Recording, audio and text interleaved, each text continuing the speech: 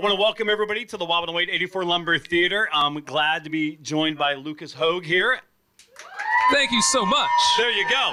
We rehearsed this, no less. We I love rehearsed it. Oh my and gosh, they were perfect. asleep.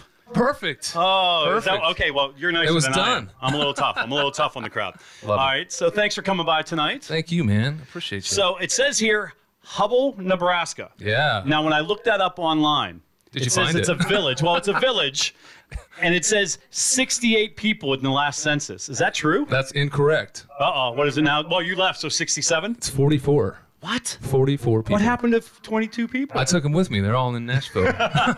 It's my band. So 44 people. What was that like Yeah. growing up in a town like that? Oh, man, it was awesome. We got to do anything we wanted to, and everybody knew your business, so that kept us alive. Because they were all related. Well, How many of them are None relatives? of them How many of them are actually relatives? that's hard to say. That's hard to say. Or you don't want to say. Which Yeah, is, yeah. Well, my mom and dad both grew up very close to each other. Fairbury was 30 miles away, which was kind of the biggest town, maybe 2,000 or 3,000 people in that town. And that's where my dad went to The school. biggest And then my mom went to a little Kansas town called Haddam, Kansas, which there was maybe 200-300 people in that school. And that's where they met. And they stayed around there. My dad went to the Air Force in Texas and then came back, and they've been there ever since, and they raised us all there. And I have 2 older sisters and an older brother, and it was awesome growing up in such a small town and going to a small school like I did. I mean, it was literally 3 towns consolidated to make one school. From kindergarten through 12th grade, it was 80 kids in the whole school. Oh, wow. I had 7 in my graduating high school class, and I was top 7 in my class. So. Hey, you don't have to tell anybody how many were in the class. He was top 7th. He's lying. He was 7th. I was 7th. So a lot of people may not know that you've been able to do a lot in your career so far. I mean, sir. You've had a song on Smallville. Yeah. Anybody watch Smallville on the WB? The Superman show? Oh, she's like, no, you have to introduce this lovely woman to Smallville. So what was that like? How's that call come about? You're just sitting there minding your own business. Somebody calls and said, hey, we're going to put your song on TV. I wish it was that easy. Oh, okay. But no, I was writing songs like crazy in Nashville, and I met this wonderful lady by the name of Laura Lynn, and ended up marrying her. And but before then, she was like, hey, I know you're writing songs like crazy, and why don't you pick out some TV shows that you love? Because she was from LA in the producer world and stuff like that. And I had no idea. I was just writing songs for anybody that I could.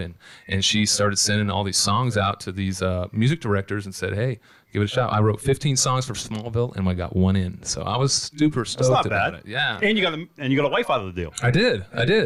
So- If you ever watched the movie Star Trek Voyager, I believe, and you see a woman walking down the boardwalk with 2 giant Rottweilers, that's my wife. Okay, here's the deal. You might want to know the name of the title of the movie Yeah, I next know, time right? you tell this, because she's watching this live, and now you're in trouble. So when your stuff's out in the lawn when you get home after this. Exactly. All right, you also hosted your own Animal Planet show. Yeah. It was a show, it was a great show. We were rescuing. I was a singer-songwriter saving dogs across the South, and we rescued anywhere from 160 to 180 dogs every single week. And thank you very much. And we found them new homes up in the New England states, like New Hampshire and stuff, because it's kind of the swap. They got a ton of people up there and very few dogs, and in the South we got a ton of dogs and very few people. So it was cool. It was a great marriage between the two. So it was cool to bring all these dogs in, and I mean, people would line up for days waiting for their dogs to come. It was wow. It was cool. It was cool. Now, they say the first rule in entertainment is never work with kids and never work with dogs, because chances are they're going to show you up once or twice. Oh, these dogs showed me up all the time. Are you kidding me? And the one story that rings true to my ears, the first episode we were just getting ready to record, and I really, I was saving dogs in Nashville and stuff, in East Nashville and whatnot, but I wasn't like on this grand scale of 180 dogs, and I didn't know a lot of the breeds and colors like that. I knew it was a dog. It had tails, 4 legs, and it was awesome. It was cute. I loved it, And this guy goes, go get the brindle mix, blah, blah, blah. And I was like, okay. He's like, it's in crate. And they were all numbered, which you think it would make it really easy. I think he threw me under the bus. But anyway, I go back and I grab the cutest little brindle lab puppy. I mean, it could have been more than 6-7 weeks old. I mean, just a little bitty guy. And I bring it out to this little girl. She's so excited and so happy. And I'm like, yeah, we killed it. And the guy turns to me, he's like, dude, that's not the right dog. Oh. Did you Exactly. take the dog I'm back? like, I had to basically rip the puppy from this girl's hands on live TV, and I'm like, oh my God, I feel like such an idiot. And I have to go back and get her dog, and I walk this, no lie, I mean, go back and watch the episode. It's a half-blind, three-legged lab to this little girl, and she's like, are you kidding me? This is my dog. I mean, my heart was like, and there was a second show, so at least something came out. 13, so makes for good TV, right? So you come from a town of 44 people, village, excuse me. Yeah. But yet you've been all over the world. You've been to Denmark, you've been to Sweden, you've been to the Middle East, which is important because you went over and you entertained the troops. Yeah, thank you very much. I appreciate it. I'm very honored that they continue to ask me to go. For the last 7 years, we've been to Iraq, Kuwait, Kosovo, Moscow, Kyrgyzstan, Pakistan. We're going to Northern Africa this year, and you know, it's just a humbling experience that it's a Wrangler National Patriots, the program I go over with. Wrangler's one of my great sponsors. They're great people, and they have this Patriot program where if they have a piece of apparel that has the Patriot logo, which is a star and it says Wrangler National Patriot, anytime anybody buys a pair of the jeans or a pair of the shirts or whatever, $7 from that piece of apparel goes right back to our military families, kids and whatnot for health or for school, whatever it is. You know, something goes right back into their pockets, which is awesome. I mean, $7 from any piece of apparel is huge because, you know, markups are really ridiculous. And so I'm the only entertainer that gets to go over with Wrangler, and we bring over rodeo cowboys and cowgirls from the NFR and the PBR and things like that. And it's just a really humbling experience. That's cool. And it's personal for you because your father being in the military. Yeah, my dad was in the Air Force. My uncles were in Vietnam as MPs, and some were as snipers. And so I just wasn't wired to do that. So the only way that I feel like I can give back is to go over and bring a little home to them while they're over there, you know. And I ain't gonna lie, it's some of the times it was kind of scary over there. We would be setting up for a concert, and we'd hear the air sirens go off, and we'd have to dunk into a bunker, and then, you know, a few minutes later, you'd hear, you know, and I'm like, well, gosh, we're here. Welcome to Afghanistan.